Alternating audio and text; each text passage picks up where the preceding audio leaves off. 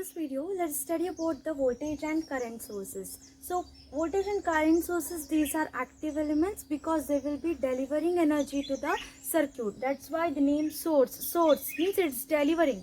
Okay, so we know that there are two types, that is alternating sources and the direct sources, you know, AC and DC, right? So DC is nothing but the magnitude will be constant, but in AC the magnitude and the direction, it changes or it reverses, okay, it every half cycle. So now we will be studying about the ideal and the practical sources.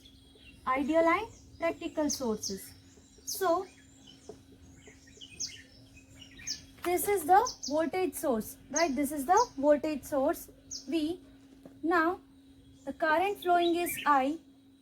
So the voltage source, that is ideal one, is nothing but it is that which will be producing the constant voltage across its terminals irrespective of the current flowing through it.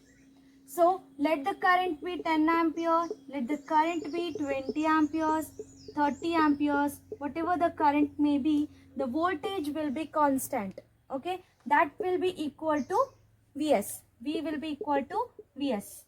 So the Vi characteristic, that will be equal to a constant line whose value will be equal to Vs. So whatever the value of current, okay, see, whatever the value of current, you will be having a constant line.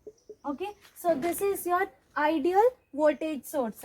Ideal voltage source will be having resistance that is equal to 0 ohm. Okay, so you know V is equal to I into R, so that is equal to 0. That means this is a short circuit, right?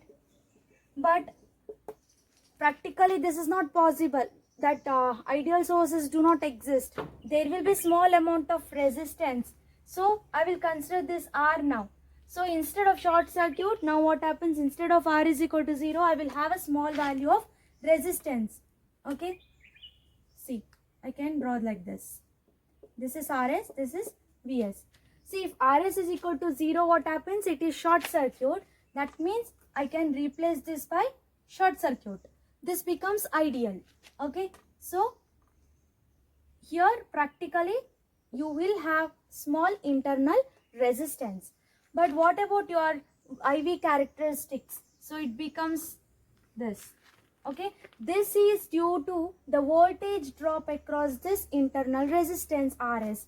So what will be the voltage drop across that? According to Ohm's law, we know V is equal to IR. So what is the voltage drop across this? That will be current into resistance RS.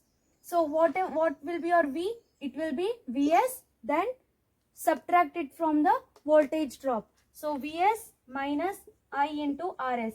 So this will be your voltage now in the case of practical voltage source. This is Vs. Okay, so this is the ideal characteristic and this is the ideal characteristic. This is the practical characteristics. So let us consider the current source now.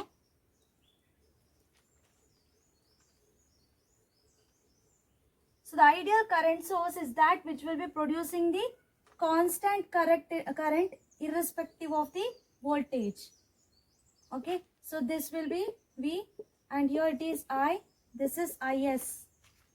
Okay, so I will be equal to Is. I will be equal to Is here. Okay, so the voltage characteristics, that is Vi characteristics, that will be equal to this one.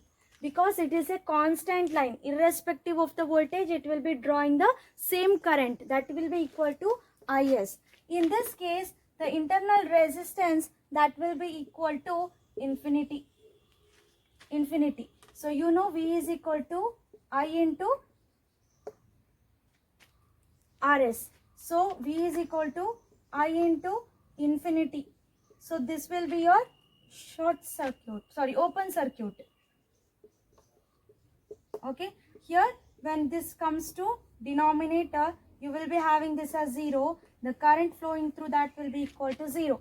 So that will be your open circuit. So practically this is not possible. It will be having resistance, internal resistance, right? So this, if I consider it as open circuit, Now see, I will connect the resistance. So this is the internal resistance now. So what happens if this is open circuit? When this is open circuit, all the current flows through this. But if there is small amount of resistance, now the current gets divided here, right? That means this current is less than Is. So we can write I is equal to Is minus, what is this? It is V by Rs. V by Rs. V is nothing but it is a voltage, right? Voltage which is across this Rs. So V by Rs will be your current that is flowing through this particular resistor. So this practically we can represent IV characteristics like this. This is your ideal characteristics, which is a constant line.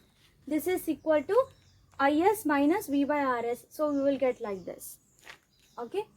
So this is all about the voltage that is ideal and practical voltage and current sources.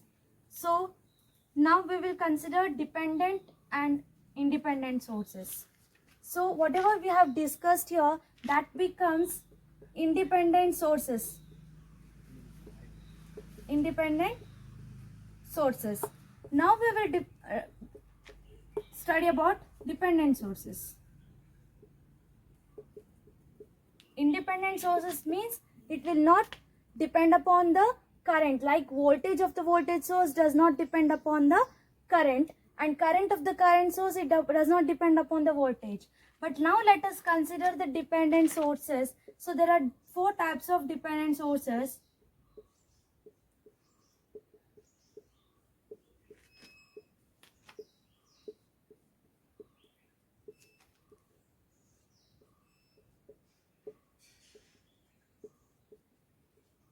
See, this is represented by the diamond symbol, right, for dependent sources.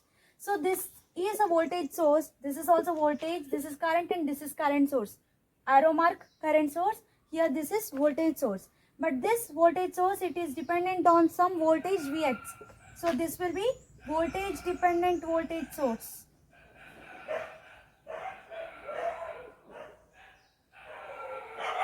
And here this is depending upon the current. So this is current dependent voltage source. And this is a current source, but it is dependent on the voltage Vi. So this is voltage dependent current source. And here it is dependent on the current Iy. So this is current dependent current source.